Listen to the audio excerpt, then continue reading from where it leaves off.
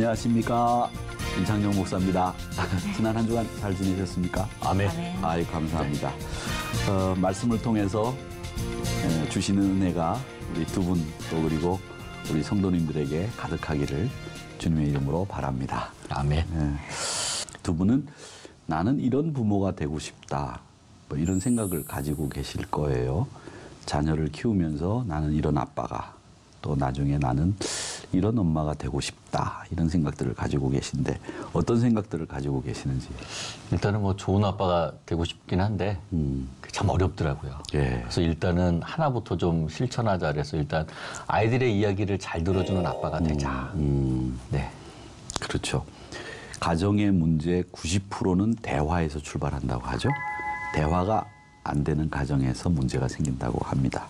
그러면 세례 씨는 나중에 엄마가 되면 어떤 엄마가 되고 싶으세요? 저는 친구 같은 엄마가 되고 싶어요. 친구 같은 엄마. 참 좋습니다. 근데 저는 부모가 되는 거 그렇게 쉽지 않다고 생각합니다. 요즘에 책방에 나가 보면 부모 설명서 뭐 이런 책도 나와 있더라고요. 그리고 나도 엄마가 처음이야, 뭐 이런 육아에 관련된 책들인데, 그런 책들이 나와 있는 것을 보면 그 육아에 대한 고충이 보통 어렵지 않구나, 스트레스를 많이 주는구나, 이런 생각을 합니다. 물론 우리가 뭐 생을 여러 번 살면 한 번 정도 시험 삼아 이렇게도 해보고 저렇게도 해볼 수 있겠지만 우리는 딱 한 번의 삶을 살기 때문에 시험해 볼 수 있는 여지가 없고, 이것이 시험이면서도 동시에 이것은 해내야 되는 과정이기 때문에 쉽지가 않습니다. 근데 저는 가끔 부모가 되기 이전에 이 잠언을 부모로서 먼저 읽고 부모가 된다면 얼마나 좋을까, 이런 생각을 합니다. 삶의 지혜일 뿐만 아니라 올바른 자녀 교육에 대한 지침, 또 지혜가 이 잠언 안에 다 들어있기 때문에 그렇습니다. 그래서 오늘은 지혜로운 부모가 되자라는 주제로 오늘 본문 내용을 한번 살펴보도록 하겠습니다.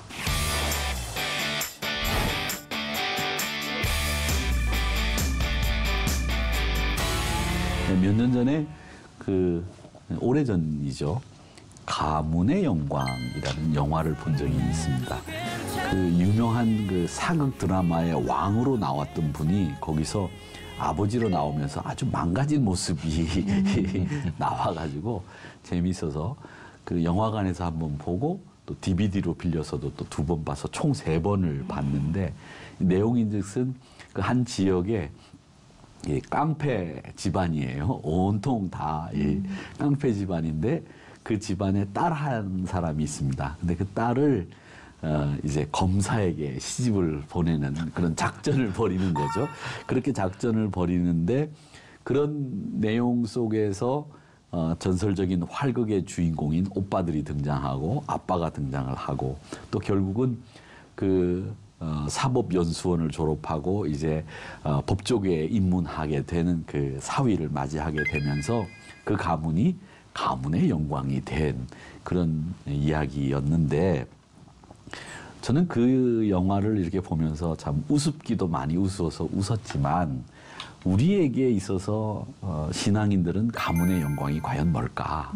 우리 딸을 사법연수원생이나 법조계의 유명한 인물에게 시집 보내는 게 가문의 영광이 아니고, 진짜 가문의 영광은 하나님 나라와 그의 영광을 위해서 대를 이어 충성하는 자녀들이 생기는 거. 그게 저는 하나님의 사랑이고 또 우리 가문의 영광이라고 생각을 합니다. 그러니까 아버님이 그 교회 장로님이셨고 또 그 아드님이 그 교회 장로님이시다. 이거 보통 일이 아니거든요. 사실은 저는 이게 가문의 영광이라고 생각을 합니다. 근데 성경에 보면요, 의외로 많은 부분에 이 잘못된 자녀들의 이야기가 나옵니다. 잘못된 자녀들이 제사장 가문에서 불량배가 나오고, 또 왕의 가문에서 반역자가 나오고, 선지자 가문에서 욕된 자식이 나오고, 이런 걸 보면 야, 우리 자식이 어떤 자식이 될까, 이런 생각이 들 때가 있어요. 왜 그러냐면 그런 왕의 가문이든 선지자의 가문이든 간에 자녀 교육에 실패했기 때문에 그런 자식들이 나오는 거거든요. 그래서 이 무지함과 무례함, 본이 되지 못함 이런 자식들이 양산됨으로 해가지고 왕의 가문이, 선지자의 가문이 패가망신하고 망신을 당하는 그런 일들이 있습니다. 근데 우리 자녀 교육에 실패하는 가장 첫 번째 이유가 뭐냐? 부모들이 자녀 교육에 실패하는 이유의 첫 번째 이유는 무지 때문에 그렇습니다. 무지. 부모들이 자녀에 대해서 의외로 자기 스스로 잘못된 생각을, 착각을 하고 있어요. 내 뱃속에서 나왔으니, 내 자식이니 내가 제일 많이 안다. 이렇게 생각하는 거예요. 근데 그렇지 않습니다. 자녀들이 어떤 마음을 가지고 있는지, 또 그들이 지금 무슨 고민을 하고 있는지 전혀 모르는 부모들이 의외로 많습니다. 그러니까 이 시대가 변하고 환경이 변하면서 자라나는 이 자녀들을 온전히 이해하지 못하는 부모들이 너무 많다는 거예요. 너무 많다는 거예요. 그래서 이 부모들이 자녀를 잘 알지 못하는 이 이유가 자녀 교육의 실패의 첫 번째 원인이에요. 근데 부모가 아무리 알려고 해도 사실은 자녀를 다 알 수가 없어요. 어떻게 다 압니까? 대부분의 부모들은 자녀들을 학교에 보내놓고 기도만 하면 된다 이렇게 생각을 하고 무방비 상태로 자녀를 그냥 방치해요. 자녀들을 학교 교육에만 그냥 맡겨버리고 기도하는 부모는 그래도 나아요. 기도하지 않는 부모들도 있단 말이에요. 이게 문제라는 거죠. 근데 부모와 자녀 차이에 대해서 기독교 가정연구소 소장을 지내신 송기론 목사님이라는 분이 계시는데 이 목사님이 진공관 신앙과 디지털 신앙이라고 하는 표현을 썼습니다. 그러니까 옛날 부모님들은 이 소식을 접할 수 있는 취재원은 우물가였다는 거예요. 우물가에 가면 모든 소식을 다 들어요. 그런데 이 동네 안악들의 입에서 흘러나오는 얘기를 다 들을 수 있는 우물가가 예전에는 있었는데 지금 시대는 이제 어떤 시대냐면 이 디지털 시대가 됐기 때문에 이제는 직접 신문을 구독하고 잡지를 읽고 또 기억보다는 기록이 중요한 시대에 살고 있기 때문에 이 디지털 시대에는 기록 다 필요한데 사실은 이제는 기억도 필요 없고 기록도 필요 없는 시대가 된 거예요. 왜?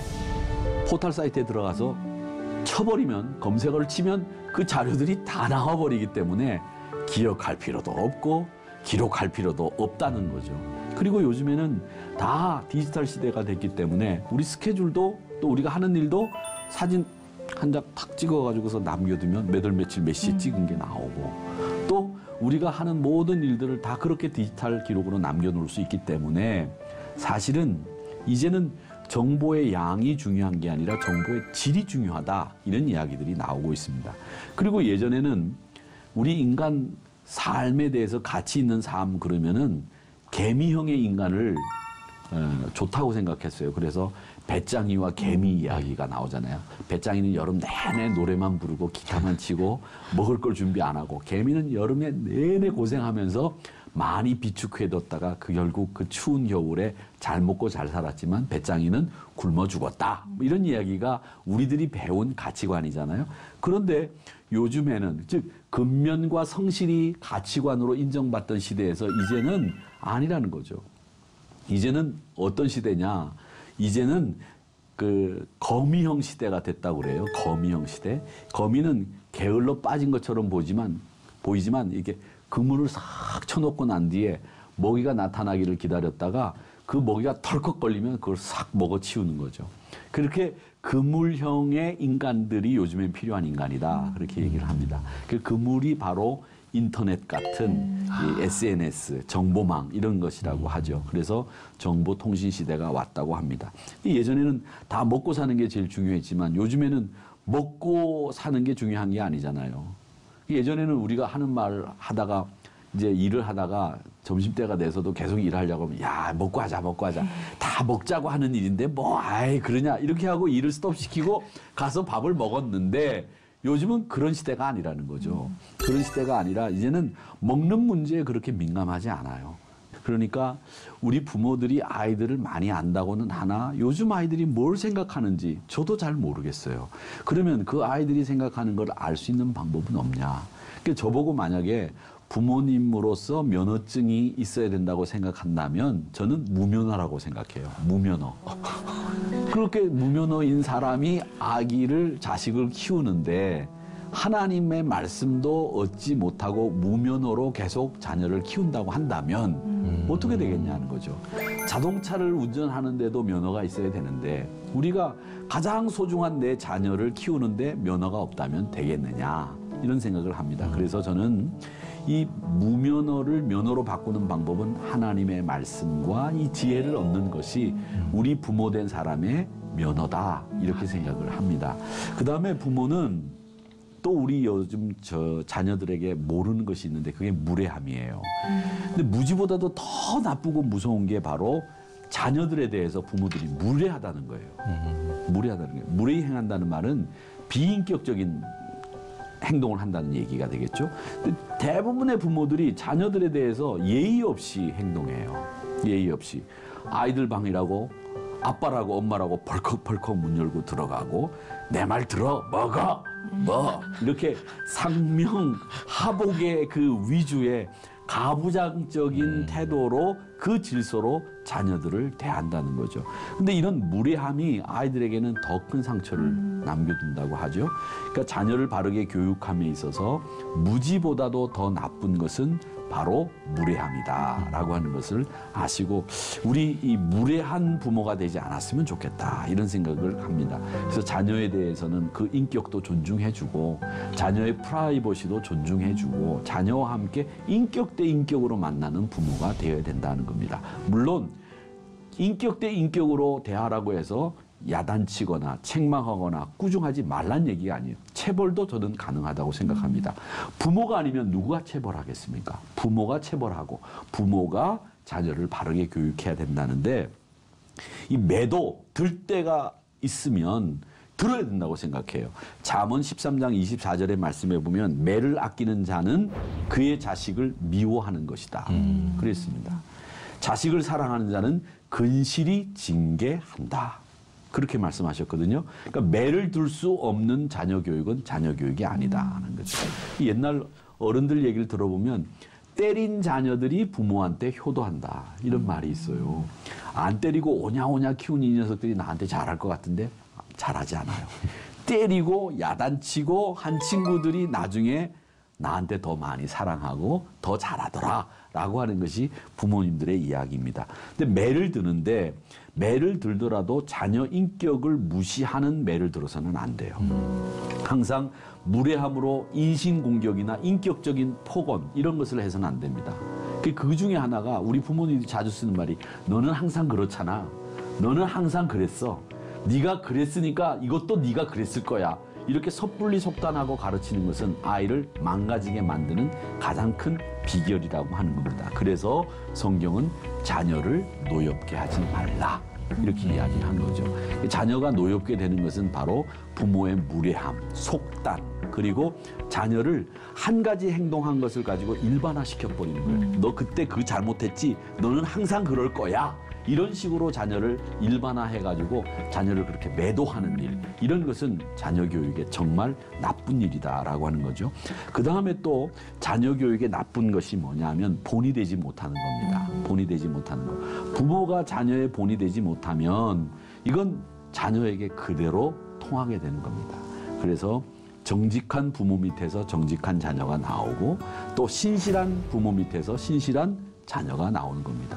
제가 가끔 예화로 이야기하는 것 중에 하나가 제가 부목사 시절에 우리 아이들이 굉장히 어렸어요. 두 아이가 어렸는데 이제 교회를 가기 위해서 아이들 옷을 먼저 입혀놓고 저희들이 이제 챙겨가지고서 나오는데 저희가 이제 3층 빌라에 살고 있었는데 그 층 전체가 다 우리 교인이었어요. 근데 제가 그때 그 유행가 노래 중에서 아주 참 좋은 노래가 있어서 제가 그걸 흥얼흥얼 불렀어요. 그게 뭐였느냐면 모 가수의 그 비 내리는 호남선 뭐 이런 노래가 있었는데 그거를 다 노래 가사는 모르고 제가 그거를 한 이틀 정도 흥얼거렸던 것 같아요.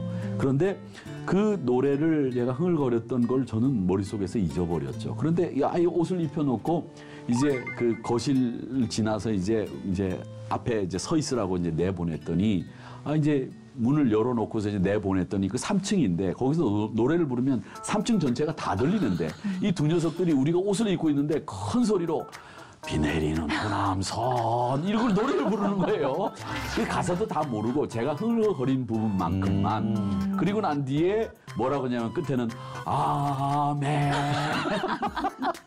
그러는 거예요. 그러니까 목사 딸이라 모든 노래는 아멘으로 끝나야 된다 이런 생각을 갖고 있었어요. 애국가를 불러도 아멘으로 끝나고 무슨 노래를 불러도 아멘으로 끝나야 된다고 생각해서 그 노래를 부르고 아멘으로 부르는데 제가 그때 아차 싶은 거예요. 제가 알지 못하는 사이에 그 흥얼거렸던 노래 몇 마디가 그대로 머릿속에 각인됐다라고 하는 생각을 하게 된 겁니다. 물론 우리 부모가 말과 삶에 다 일치를 이룰 수는 없습니다. 그런데 잘못할 수도 있고 실수도 할 수 있지만 아이들도 그거는 알아요. 우리 부모가 우리 아빠 엄마가 완전하지는 않다라는 걸 알죠. 그런데 이 자녀들 앞에서 자기의 한계와 실수를 인정하지 않으면 안 되는 거예요. 그러니까 부모도 내 한계, 내 실수 인정할 때에 이 인격적인 바른 관계가 유지되는 거죠. 그러니까 항상 부모로서 내 한계와 내 실수를 자녀들 앞에서 인정해라. 그리고 자녀들과 인격적인 소통을 해라. 이겁니다. 그러니까 쓸데없는 권위의식 가지고 나는 실수 안 해. 나는 한계가 없는 사람이야. 나는 슈퍼맨이야. 이러다 보면 가정에 문제가 생기게 되는 거죠. 그래서 아이들이 볼 때는 그런 부모를 생활 속에서 보기 때문에 그런 부모를 위선자로 보는 거죠. 위선자로 보게 되면 자랑스러워야 된 부모님이 수치스럽게 여겨지게 되는 것이 될 것이고 그 아이들이 받는 충격은 엄청나게 크게 되는 겁니다. 그래서 우리가 이 교훈 두 가지를 생각해 봐야 되는데 우리가 소망이 없느냐? 우리가 모자르고 부족하지만 그렇지 않습니다. 하나님께서는 우리 자녀를 바르게 양육할 수 있도록 아주 좋은 교과서를 하나 주셨는데 바로 성경입니다. 이 성경이에요. 그중에서 오늘 말씀에 보면 오늘 말씀에 뭐라고 얘기했느냐면 우리 중심으로 몇 가지 우리 부모가 배워야 될 것이 있습니다. 한 가지는 뭐냐? 우리 자녀들에게 하나님의 말씀을 듣는 귀를 열어주시기를 바랍니다. 2절 말씀에도 그런 뜻이 있죠. 2절 말씀을 한번 읽어봐 주시기 바랍니다. 내 귀를 지혜에 기울이며 내 마음을 명철에 두며. 네, 아멘. 그렇습니다. 그 내 귀가 하나님의 말씀을 들을 수 있는 귀가 되도록 만들어 주는 것, 이 일이 굉장히 필요합니다. 그러니까 우리가 그 생활 속에서 우리 자녀들에게 하나님의 말씀이 들릴 수 있도록 만들어 주는 건 우리 부모님들이 해야 될 일이지요. 그러니까 하나님의 말씀으로부터 귀가 막히면 자녀들도 막히게 되고 하나님의 영광이 떠나게 되는 겁니다. 이스라엘 자녀들의 그 교육 핵심은 쉐마라고 하는 거예요. 쉐마. 이 쉐마라고 하는 말은 다른 말이 아닙니다. 들으라. attention please라고 하는 말이 있죠. 그런 뜻이에요. 쉐마라는 말이 들으라는 거예요. 하나님의 말씀을 들어라 이런 뜻이거든요. 그러니까 이 부모님들이 자녀들을 잘 교육할 수 있는 방법은 하나, 하나님의 말씀을 attention please 할 수 있도록 만들어주는 거다라고 하는 것입니다. 그 다음에 두 번째는 1절과 4절, 22장 1절과 4절에도 나오지만 하나님의 말씀을 마음에 기억하게 해야 됩니다. 잠언 22장 6절 말씀에 보면 마땅히 행할 길을 아이들에게 가르쳐라. 늙어서도 그것을 떠나지 않겠다. 이렇게 말씀하셨어요. 그러니까 우리가 반복해서 아이들을 교육하다 보면 하나님의 말씀이 가슴속에 새겨지게 됩니다. 그렇게 새겨지게 될 때에 그 말씀이 자기 삶을 바꿔 나가는 거죠. 그래서 자녀들을 교육할 때는 오늘 말씀처럼 항상 말씀을 기억할 수 있도록 자녀를 키워야 되겠다라고 하는 겁니다. 자, 그러니까 이런 그 신앙의 인격자들을 만들어 가기 위해서는 어릴 때부터 또 성경을 철저하게 가르쳐야 됩니다. 오늘 15절에 보면 디모데 후서 15절의 말씀에 보면 이런 말씀이 있어요. 어려서부터 성경을 알았나니 성경은 능히 너로 하여금 그리스도 예수 안에 있는 믿음으로 말미암아 구원에 이르는 지혜가 있게 된다라고 말씀하셨습니다. 지혜로운 부모가 되기 위해서는 어려서부터 철저하게 성경을 가르치시기 바랍니다. 성경을 가르치는데 저는 그 부모님들이 이 우리가 가지고 있는 이 성경을 아이들에게 읽히는 것은 좋지 않아요. 제가 볼 때는 그 책방에 가면 만화로 된 성경이 있고 그림으로 된 성경들이 있어요. 그걸 계속 들려주세요. 그럼 그걸 보면서 성경을 이해해요. 아이들이. 그렇게 성경을 어려서부터 가르쳐야 이 아이들이 지혜롭게 된다는 거죠. 저는 논술 학원 보내는 것도 중요한데 성경을 읽히세요. 그러면 어떤 논술보다도 체계적으로 논리적으로 말하는 습관이나 글 쓰는 습관들이 생기게 된다. 저는 그렇게 생각을 합니다. 그러니까 지혜로운 부모가 되기 위해서 제일 중요한 것은 뭐냐 하면 어려서부터 성경을 읽혀라 라고 하는 것이고요. 그 다음에 또 하나는 저는 지혜로운 부모가 되기 위해서 해야 될 꼭 중요한 게 있다고 생각합니다. 그게 뭐냐? 자식을 부모가 축복해야 됩니다. 축복해야 됩니다. 창세기 49장에 보면 이제 야곱이 죽기 직전에 자식들을 놓고 다 축복해요.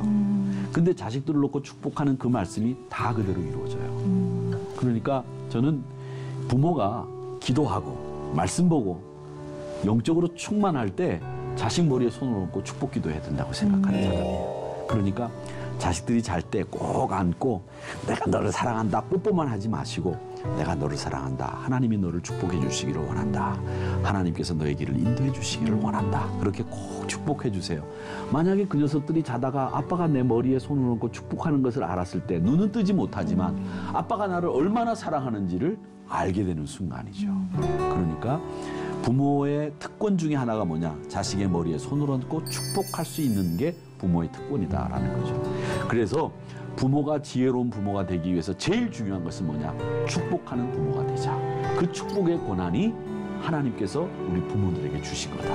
그러니까 내 자식은 내 게 아니에요. 하나님의 것인데 하나님이 왜 나한테 허락하셨느냐? 내가 가지고 있는 축복의 권한을 이 녀석에게 쏟아 부으라고 하나님이 주신 선물이란 말이죠. 그러니까 여러분 꼭 항상 이 자녀를 축복하는 일, 이게 굉장히 필요해요. 성경은 또 신앙인은 이 말이라고 하는 것을 잘 사용해야 되는데 이 말이 부메랑의 효과가 있다고 하잖아요. 말이. 그 페니 크로스비라고 하는 유명한 찬송가 작시가가 있습니다. 나의 갈 길 다가도록 예수 인도하시니 그것도 그분이 만드신 분인데 이분은 항상 인사를 할 때 이렇게 인사를 하셨다고 해요. 당신의 영혼 위에 하나님의 은총이 함께 하시기를 원합니다. 이렇게 인사를 했대요. 근데 나중에 이분이 간증을 하는데 어떻게 그렇게 멋진 인생을 사셨습니까? 그렇게 간증을 이제 하면서 물어보니까 이분이 그렇게 이야기하시더라고요. 내가 당신의 영혼에 하나님의 은총이 함께 하시기를 원합니다. 이렇게 인사한 것이 이게 나에게는 은총이고 나에게는 간증입니다. 왜? 내가 다른 사람의 영혼 위에 하나님의 은총이 함께 하기를 빌었는데 그 빈 은총이 나에게 그대로 임했다라는 겁니다. 그러니까 말을 할 때도 항상 좋은 말, 축복의 말, 이걸 자녀들에게 꼭 해야 됩니다. 자녀들에게 축복한다. 야, 너 멋지다. 너 잘났다. 너 똑똑한데? 아, 훌륭해. 이거 참 중요하다고 저는 생각합니다. 서로 격려하고 세워주고 특히 부모는 그런 역할을 맡은 사람들이 부모님들이다. 저는 그런 생각을 합니다. 그래서 철저하게 자녀들을 말씀을 듣게끔 가르치고 그리고 자녀들을 마음껏 축복하는 이런 부모들이 되어야 그것이 오늘 이 잠언서에서 말씀하시는 지혜로운 부모가 되는 길이다. 저는 그런 생각을 합니다. 자녀에게 무례하지 마시고 자녀에 대해서 무지한 것을 인정하고 내 한계를 내 실수를 인정하면서 자녀와 인격적인 관계를 맺는 그런 부모가 될 때 우리는 잠언서에서 말씀하시는 지혜로운 부모가 될 수 있다고 저는 생각합니다. 오늘 강의는 여기까지 하겠습니다. 감사합니다. 고맙습니다. 고맙습니다. 다음 주에 뵙겠습니다.